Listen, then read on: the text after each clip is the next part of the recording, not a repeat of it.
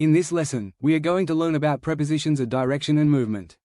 Prepositions help us understand how nouns relate to other words in a sentence. In this lesson, we will look at prepositions that show movement from one place to another.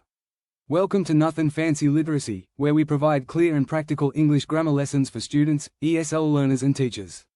A preposition is a word that shows the relationship between a noun and another word in a sentence. Some prepositions describe movement or direction. Common examples include into, onto, across, through, and toward. Let's look at some sentences. The dog ran across the road. The word across shows the direction of the dog's movement. Here is another example. The children walked into the classroom. The word into shows movement from outside to inside. Now look at this sentence.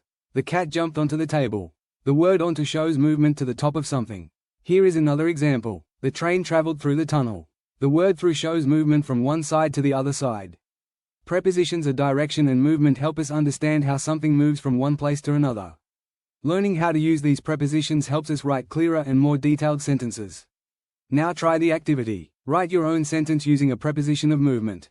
If you found this lesson helpful, subscribe to Nothing Fancy Literacy for more clear and practical English grammar lessons.